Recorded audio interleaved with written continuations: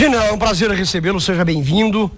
E eu queria que, logo neste início, na sua primeira saudação, o general que se faz acompanhar no programa do presidente do seu partido, do partido do general Mourão, que é o PRTB, Levi Fidelis, muito obrigado pela sua presença aqui nos nossos estúdios, também acompanhando essa entrevista. O general Mourão vai dizer para o telespectador quais são as últimas informações que ele teve, muito obrigado pela sua presença, do estado de saúde hoje do candidato à presidência da República pelo PSL, o candidato Jair Bolsonaro. Quais são as últimas informações? Olha, Samuel, muito bom estar aqui, muito obrigado aí para a gente poder estar junto nesse momento e poder me dirigir ao teu público todo. Eu tive com o Bolsonaro na segunda-feira, no início da noite, né, e ficamos conversando praticamente 1 hora. Achei ele muito bem disposto, com a voz firme, voz forte, e pela compleição física que ele tem, foi um grande atleta do Exército aí na juventude dele. Eu tenho certeza que eu acho que no início da próxima semana ele já vai para casa e a partir daí o processo de recuperação dele irá se acelerar. Nós estamos muito satisfeitos, Deus está junto com ele. Ô general, uma das perguntas que sempre se faz é para saber como é que vai ser o final desta campanha no primeiro turno, se nós teremos a oportunidade de ter em algum debate, em alguma situação pública, o Jair Bolsonaro. E mesmo no segundo turno, dada essa situação física que o limita bastante. Eu acho que é prematuro a gente estabelecer, né, alguma data, assim, dizer, ele vai estar presente em debate X, Y, né? Eu acho que ele vai construir isso aí a seu tempo. Nós estamos numa posição muito boa dentro da campanha, estamos com uma visão muito grande de que nós poderemos vencer no primeiro turno, não é? Assim que ele estiver em casa, eu julgo que ele vai começar a intensificar a gravação de vídeos, ou seja, aquele trabalho que ele faz muito bem aí pelas redes sociais, que foi onde ele construiu a candidatura dele, e caso, né, a saúde dele permita, ele talvez compareça aí ao último debate antes do primeiro turno.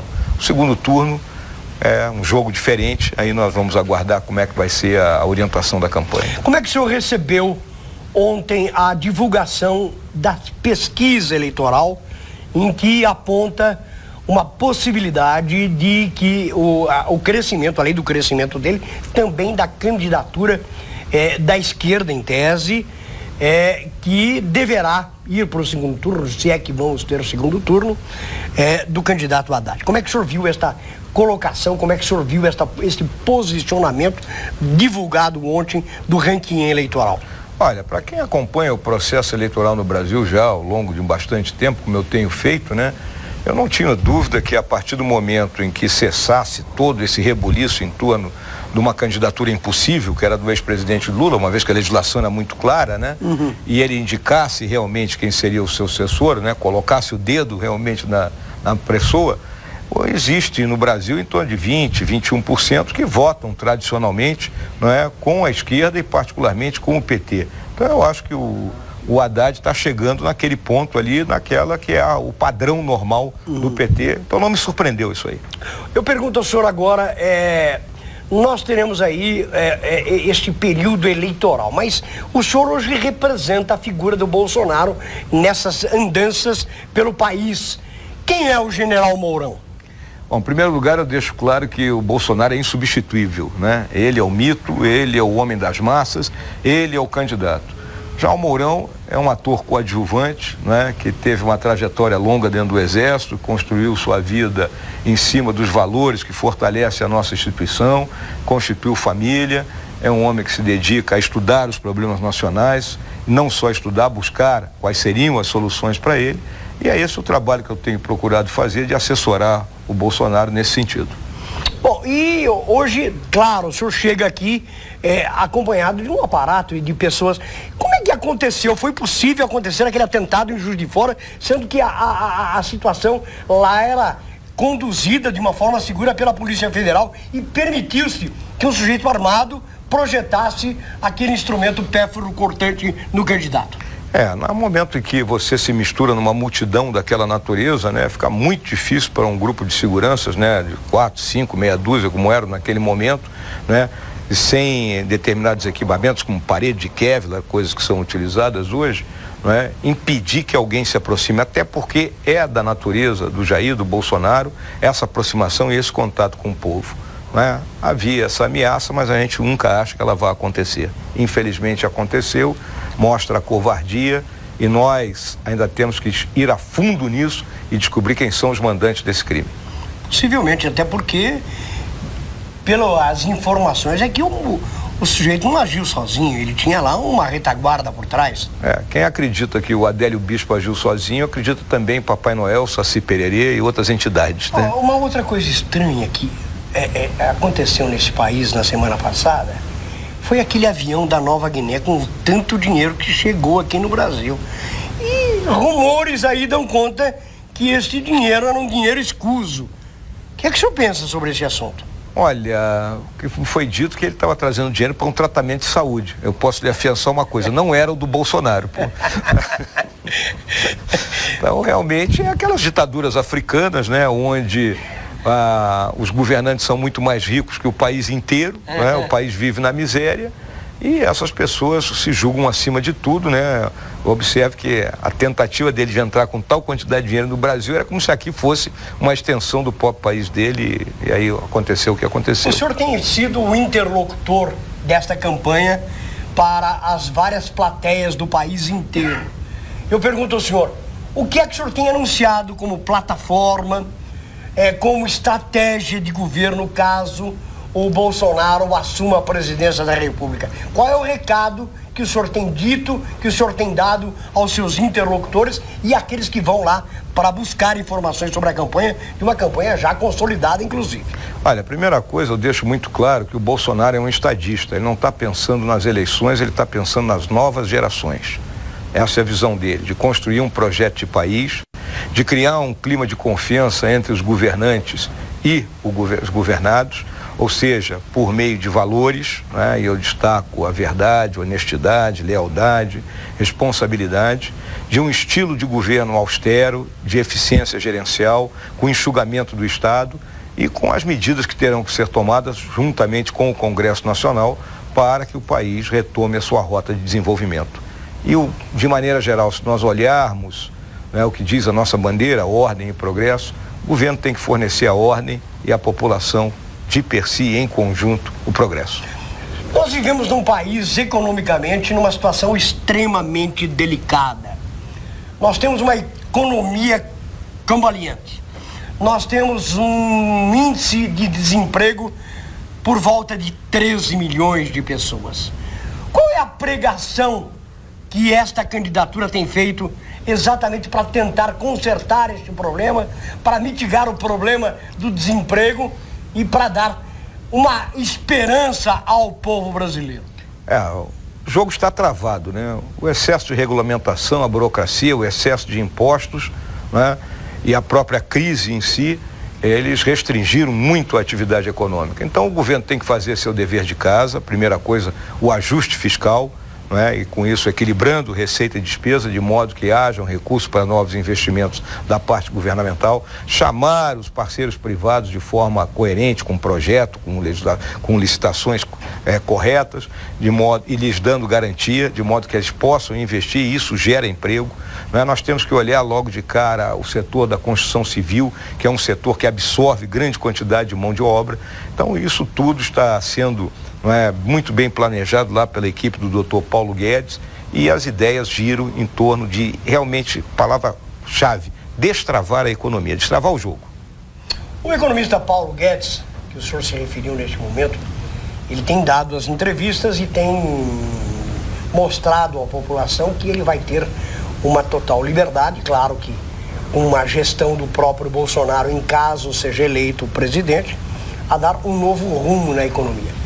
O que é que o senhor espera, na realidade, desta ação que deve ser imediata, do economista Paulo Guedes, que vai comandar os rumos da economia deste país? Bom, existe uma perfeita interação entre as ideias liberais do Paulo Guedes, que é um homem da escola de Chicago, né, conhecido internacionalmente, e o que o Bolsonaro pretende fazer. Então, conforme eu já coloquei, nós temos que, em primeiro lugar, enxugar o Estado, buscar a todo momento o ajuste fiscal, temos que ter uma reforma tributária.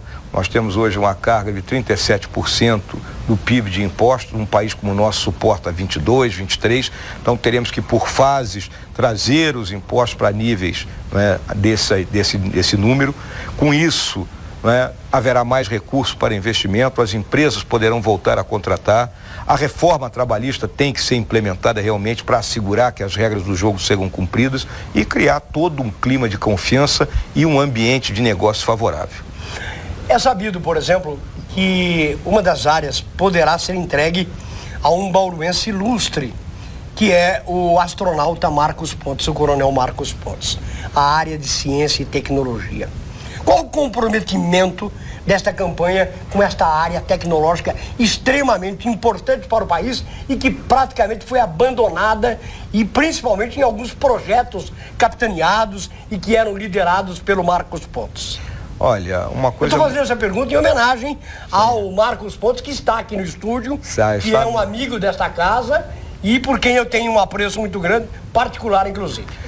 Olha, a questão da ciência e tecnologia, nós estamos vivendo a era da revolução tecnológica. Brevemente, a inteligência artificial conjugada com a biotecnologia, ela vai mudar tudo, né? Postos de trabalho mudarão, né? A nossa forma de vivermos vai mudar, né? E se nós não investirmos forte em pesquisa e desenvolvimento, e óbvio que isso está acoplado com ciência e tecnologia, né? Nós vamos ficar mais atrasados do que nós já estamos hoje. Então, é a área fundamental para o progresso do Brasil, porque nós vivemos esse momento na história da humanidade. É porque o Marcos Pontes, ele é meio frustrado, viu? É. Porque quando ele fala da estação espacial, ele diz que o Brasil não aportou nada, ele lamenta o que tem acontecido em Alcântara, ele lamenta os projetos espaciais. E eu aproveito para engatar essa pergunta, já que nós estamos falando em aviação, para falar da Embraer. Muita gente espera aí que a Embraer possa ser, vai ser consolidado esta fusão ou a compra pela Boeing. O que é que pensa este governo se entrar no comando com Jair Bolsonaro? Nós estamos num jogo pesado, né? Que é o grande concorrente da Embraer e a Bombardier canadense, né? Que sempre tem jogado pesado contra ela no mercado internacional e agora se aliou à Airbus, né? Então nós temos que também ter um aliado de peso. O nosso grande, né, carro-chefe hoje é o KC-390, o avião militar, que é uma tecnologia nossa, é propriedade intelectual nossa e vai permanecer com a gente, mas nós precisamos desse apoio, tanto na questão da aviação comercial, para colocarmos o KC no mercado e substituirmos o 6030, que está terminando sua vida útil. Com isso, nós teremos muito recurso entrando aqui dentro do país, porque vai ser uma aeronave que vai concorrer praticamente isolada num mercado que é voraz e ágil. Como é que a eventual administração do Bolsonaro vai administrar este país?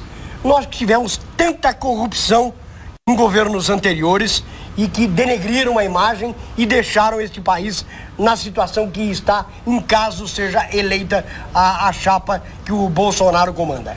Olha, a corrupção, ela tem que ser cortada pela raiz. Onde é que está a raiz na corrupção? Número 1, na distribuição política de ministérios. Né? Em vez de distribuir a pessoa que é um gerente competente, eficiente, conhecedor do assunto, se entrega para um determinado partido político, aquele ministério, como se costuma dizer aí, de porteira fechada, e a partir dali todos os negócios, né, passam a ser realizados em torno de uma forma de se extrair algum dinheiro. Além disso, temos que cortar essa quantidade de cargos em comissão e usarmos o funcionalismo público concursado, que é gente excepcional, gente compromissada. A partir daí, nós iniciaremos um processo melhor de gestão, né? Licitações bem feitas, né? Termos de referência, né, feitos de acordo com as especificações, de modo que não haja brechas para os famosos aditivos, né? Tudo isso é que dá margem a que a corrupção se espraie. E a segurança? Segurança. Falida do Rio, falida do Espírito Santo, falida do Rio Grande do Sul. A grande mote do Bolsonaro é a segurança, né? A segurança pública especificamente. Competirá ao governo federal, né? Um planejamento integrado que hoje realmente não existe, né? Investir pesado em tecnologia, inteligência policial, né? Operações, né, pontuais para atacar essas quadrilhas do narcotráfico, mas só isso não basta para garantir a segurança. nós teremos que também entrar dentro das comunidades carentes e lá colocar saúde, educação e infraestrutura, de modo que a gente consiga separar essas comunidades da influência das quadrilhas do narcotráfico. Se nós não fizermos isso, vai ser um eterno enxugar de gelo nesse tipo de política. Uma das bandeiras, e muita gente fala que está até voltando no Bolsonaro, porque ele vai permitir que o brasileiro esteja armado, maiormente os habitantes da zona rural. O que é que o senhor pensa disso? Nós temos um estatuto de desarmamento que é extremamente restritivo, né? Que deixou a arma na mão do marginal e tirou da mão da pessoa que precisa para se defender e gosta do uso da arma. O que o Bolsonaro prega é exatamente você ter a liberdade de escolha. Se eu quero ter uma arma, eu tenho liberdade para comprar uma arma. Obviamente, vou ter que fazer todos os testes necessários, psicológico, teste de tiro, para poder portar aquela arma. Nós temos algumas perguntas dos telespectadores, eu vou passar ao senhor. O Luiz Tadeu Machado, ele quer dizer que vai mandar um abraço para o general, porque ele foi da Brigada Paraquedista do Exército do Rio de Janeiro e trabalhou com o senhor. Por isso ele está mandando um abraço, é o Luiz Tadeu Machado. General Mourão, Flávia do Jardim Colonial. O Bolsonaro fez isso no Rio de Janeiro. Então quero saber se a solução é armar mesmo a população, pois inocentes podem morrer. Ela quer saber sobre o projeto da educação e se continuará sendo um país para todos ou só uma classe para privilegiados do seu governo. Eu vou começar pela última, a última afirmação aí dela, né? Nós temos dito muito claramente, nós vamos governar para o Brasil. Nós queremos o Brasil unido. Quem procura dividir o Brasil são outras pessoas que eu não vou aqui fazer propaganda delas, né? Em relação à questão da segurança, né? O Bolsonaro era um deputado só, uma andorinha só não faz verão. A política de segurança ela tem que ser integrada, como eu falei aqui, não só na parte da repressão policial, como também nas áreas de saúde e educação. Aí ela tocou na questão da educação. Então, a educação, nós temos que priorizar o ensino fundamental, o ensino básico, a alfabetização, para que nós possamos manter a criança e depois o adolescente na escola, de modo que ele termine esse ensino. Hoje a gente gasta mais no ensino superior e menos no ensino básico. Nós temos que dar uma invertida nessa equação. A dona Neuza do Centro, nossa telespectadora que participa sempre da programação jornalística da TV Prevê, ela diz que eu quero dizer ao senhor que estamos juntos, estamos orando muito pelo Bolsonaro e por ele também pode ter certeza de que Bauru está com Bolsonaro. Opinião da telespectadora. Agradeço a dona Neuza. O Pedro Valentim, que sistematicamente está aqui na programação como colaborador da TV Prevê, ele diz: General Mourão, ao citar que lar com mãe e avó é fábrica de desajustados, o senhor causou polêmica para um presidenciável que tem rejeição em parte das mulheres. Dos mais de 71 milhões de famílias do Brasil, 42% são chefiadas por mulheres e a maioria são solteiras. Foi o que mostrou o levantamento feito a partir da pesquisa nacional por amostragem de domicílio PNAD, realizado pelo Instituto Brasileiro de Geografia IBGE, em 2015. De acordo com os dados mais recentes disponíveis, dos 30 milhões de famílias que têm mulheres como referência, em apenas cerca de 1/3 dos casos que tem um cônjuge ao seu lado. Bom, se olharem toda a minha exposição, vão ver que eu me referi especificamente nas nossas áreas carentes, onde estão essas narcoquadrilhas instaladas e que aí tem a facilidade pela ausência de creches e escolas em tempo integral para promoverem um processo de recrutamento no meio dos jovens que lá habitam, né? E esse dado, ele está dito aí pelo Dr. Drauzio Varela, está em trabalho apresentado e publicado pela Folha de São Paulo em 2007. O próprio ex-presidente Barack Obama já se manifestou a esse respeito e outros estudiosos do assunto. O problema todo não é o dado, é o emissor, a fonte. Fui eu que falei, então por isso eu sou criticado. O Rafael Santana, ele manda um abraço para todos e ele quer dizer que os números mostram que o Bolsonaro está no segundo turno, mas os mesmos números não garantem a vitória no segundo turno. Que estratégia está sendo montada para que isso possa ser revertida?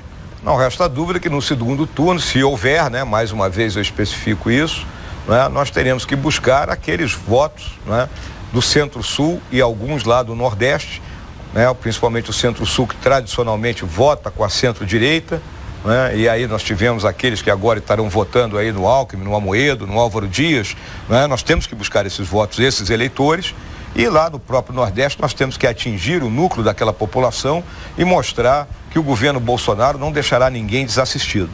Tem uma pergunta do telespectador que eu vou acrescentar alguma coisa. Lucas Assis aqui, de Bauru.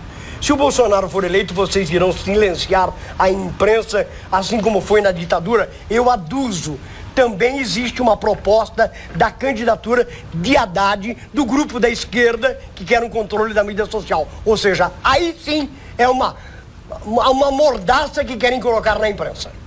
Bom, a primeira coisa eu vou lembrar que no Programa Nacional aí de Direitos Humanos, PNDH 3, né, durante o governo da Dilma, qual era a grande proposta? Era o controle da mídia, o controle dito social da mídia.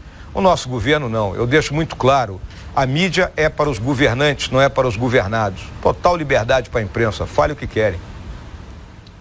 O José Leme, ele diz, eu quero parabenizar a entrevista do jornalista Samuel Ferro ao general Mourão e também ao candidato a deputado federal, Dr. Levi Fidelis. Eu, José Leme, não consegui a legenda para disputar pelo PSL, mas estou apoiando a candidatura do Bolsonaro. O Renan dos Reis, ele diz, gostaria de saber do general se ele apoia a realização de uma constituinte específica para efetivar a reforma política. Bom, eu considero que a nossa Constituição, ela deveria estar limitada a questões de princípios e valores, que aí ela seria perene no tempo. E aquela outra parte que abrange, né, diversos assuntos que são da legislação ordinária e que já causou tantas emendas constitucionais, seria, né, atualizada de acordo com os costumes, né, e a situação que o país vivesse. Hoje, para nós mudarmos a nossa Constituição, nós temos uma de 3 linhas de ação, né? Ou se convoca uma nova Assembleia Constituinte, né? Ou se usa aí aquela questão que eu citei e fui tão combatido, de convocar-se pessoas especializadas e que redigiriam esse documento e o submeteriam a referendo, e a última linha de ação, que é a que vem sendo, né, cumprida ao longo do tempo. Pouco a pouco, reformas vêm sendo introduzidas.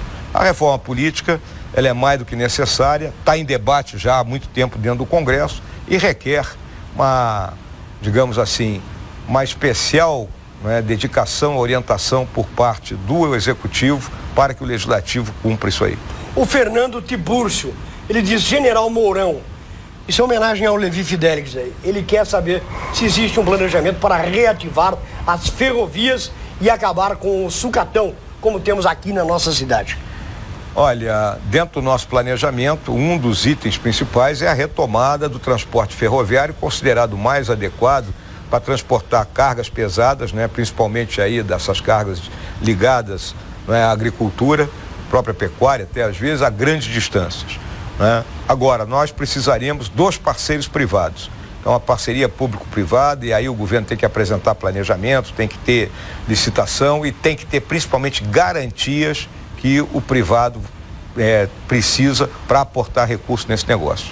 A Rose Lopes, antes eu quero registrar que o Jair Bolsonaro está assistindo essa entrevista lá no hospital israelita Albert Einstein, em São Paulo, onde ele passou por um procedimento sobre isso. Rose Lopes, gostaria de saber a sua experiência em gestão administrativa e política e a do Bolsonaro também. Olha, o deputado Bolsonaro, ele está há 30 anos na política, né? Antes disso, ele era oficial do Exército e, como todos nós, oficiais do Exército, desde cedo nós temos que administrar a coisa pública. Desde jovem tenente, você é comandante de seção, você tem material sob sua responsabilidade, principalmente pessoas sob sua responsabilidade. Então, o Bolsonaro está muito bem preparado para isso. No meu caso, eu fui comandante de grandes contingentes e terminei a minha vida militar como secretário de Economia e Finanças do Exército. Eu era o ministro da Fazenda do Exército. Por isso eu me considero capacitado, né, para lidar com essas questões.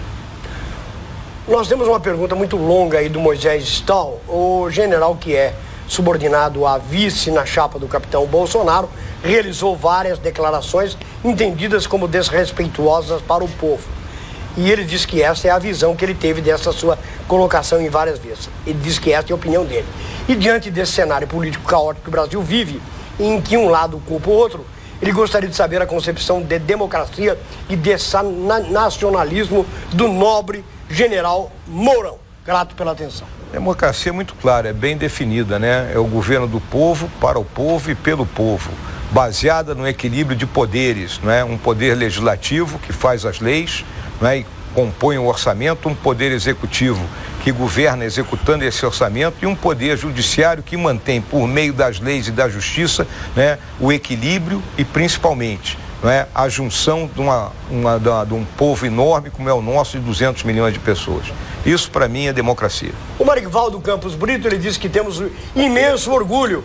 Ele que é muito ligado aí ao Marcos Pontes, dizer que possivelmente ele pode fazer parte da tecnologia do governo se assim assumir o general e o Jair Bolsonaro. Está torcendo por isso.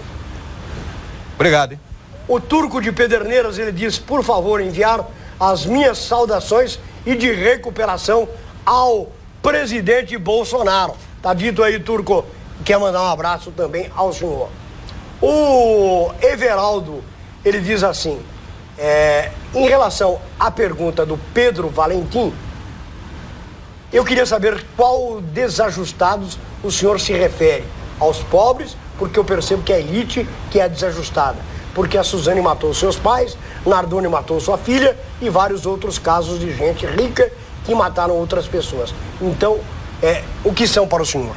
O que nós vemos que desajustes sociais, eles ocorrem num corte vertical da sociedade, né? Mas a gente tem que proteger as nossas crianças e os nossos adolescentes das influências, né, desses grupos de narcotraficantes que procuram recrutar os seus novos soldados, digamos assim, nesse grupo. Então, como é que nós vamos proteger? Nós temos que dar creche, nós temos que dar escola de tempo integral, nós temos que dar saúde, nós temos que dar infraestrutura, ou seja, tranquilidade para que essas famílias possam viver a sua vida. Uma coisa que eu pergunto ao senhor, como é que vai ser daqui para frente, diante deste quadro eleitoral que se avizinha, se o senhor acredita que o brasileiro poderá exercer o voto útil para carregar uma ou outra candidatura? Qual a opinião do senhor sobre isso? Eu julgo, né, que o brasileiro, ele gosta muito de estar com o vencedor, né? E eu não tenho dúvida que o brasileiro estará com Jair Bolsonaro no dia 7 de outubro para nós vencermos a eleição. Uma outra pergunta que me foi pedida para que fizesse o senhor é sobre a educação e sobre o sistema S de ensino tão propalado e tão divulgado. Qual a imaginação do programa educacional deste governo Bolsonaro, se ele assumir o país? Eu respondi uma pergunta aí a respeito da educação, né? Que é essa questão que nós temos um gasto maior no ensino superior e menor no ensino fundamental, no ensino básico, que depois redunda nessa evasão escolar. Nós temos que dar uma inversão nisso aí, melhorarmos a questão da alfabetização, que hoje está com um método que eu não considero o mais apropriado, mas tem que ser discutido com os educadores. Em relação ao sistema S, eu considero ele fundamental, principalmente porque nessa revolução tecnológica que nós estamos vivendo, postos de trabalho irão sumir e os trabalhadores terão que ser requalificados. E qual é a melhor escola que nós temos hoje de requalificação de trabalhadores? São essas que estão ligadas ao sistema S. Portanto, ele só não pode ser o quê? Cabide de emprego. Nós temos um problema de geração de energia elétrica neste país que passou por algumas fases e até porque os momentos de déficit hídrico têm se acentuado cada vez mais. Existe algum programa no governo de vocês, na plataforma de proposta governamental para as crises hídricas, para o problema da água, que cada vez mais é escassa? O que é que pensam sobre este assunto? Além de, obviamente, políticas públicas que nós temos que conscientizar a nossa população para a economia, que nós não temos muito, né? Turma aqui gosta de tomar um banho daqueles de 10 minutos, né? A gente vai ter que começar a restringir essas coisas. As pessoas terão que auto-restringir. Nós temos que diversificar a matriz energética, né? Nós temos a questão da própria energia solar, que requer um investimento grande inicial, mas depois tem um bom retorno. É aqueles que fazem isso nas suas casas, depois até vendem energia para as próprias companhias distribuidoras. A energia eólica, né? Nós temos uma costa enorme que venta muito, então nós podemos utilizar essa energia, já tem no Nordeste, tem no Sul. Então existe todo um planejamento que vem sendo feito pela nossa equipe que está lá em Brasília, do grupo de infraestrutura, não é? Que vai enfrentar essa questão. Nós temos muitos problemas nas administrações municipais pela falta de recursos. O governo do Bolsonaro, se assumir, vai ser um governo municipalista, determinando que sejam gerados recursos para que os municípios saiam desta pré-insolvência que muitos se encontram? A visão é clara, né? Hoje nós temos municípios que vivem única e exclusivamente do fundo de participação. Verdade. Não tem uma renda nenhuma, né? Verdade. Okay? Então, a nossa visão é que o nosso federalismo está ao contrário. Nós temos que estabelecer um federalismo distribuindo o recurso a partir de Brasília, o mais cedo possível, porque não adianta distribuir o recurso no meio do ano, porque atrasa a licitação, atrasa todo o processo, né? Então, o planejador, o gestor de um município, ele tem que saber no ano A-1 o que ele vai ter no ano A. E já em A-1 ele já planejar suas licitações de forma que ele já entre em A, fazendo todas as aquisições necessárias. Então essa é a nossa visão. Para encerrar a participação do telespectador, o Evandro da Vila Independência, ele diz como o general vê a atuação do Supremo como um todo.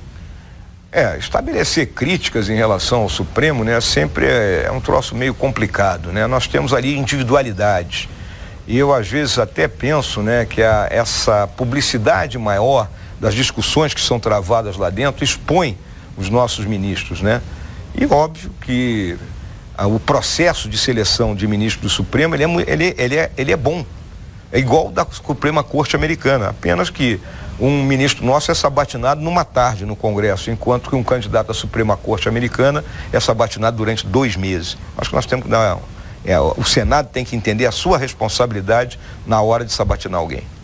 Bom, general, nós estamos encerrando essa entrevista e o senhor tem 2 minutos para acrescentar algo que não foi lhe perguntado e que o senhor gostaria de, representando o candidato Jair Bolsonaro e a sua própria chapa, do qual o senhor é candidato a vice-presidente da República, falasse com o telespectador, para aqueles que ainda não aderiram ao programa de vocês e que eventualmente pudessem sufragar o nome de Jair Bolsonaro como presidente da República na próxima eleição. Muito obrigado, Samuel. Senhoras e senhores aí que nos estão assistindo nesse momento, o que eu quero deixar claro é que o Bolsonaro, ele tem um projeto para o país, né? O Bolsonaro, ele quer deixar bases sustentáveis para que a partir daí qualquer governo que assuma saiba que o país tem um rumo.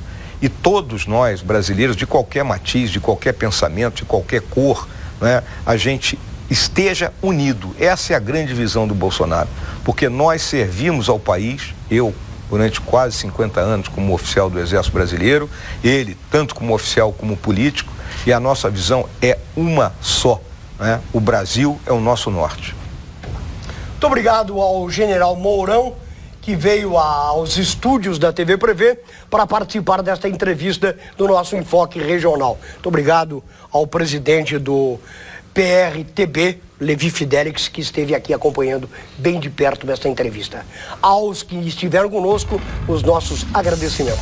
Sigam assistindo a programação da TV Prevê nestas entrevistas nos seus horários alternativos. A todos, muito obrigado e até o próximo programa.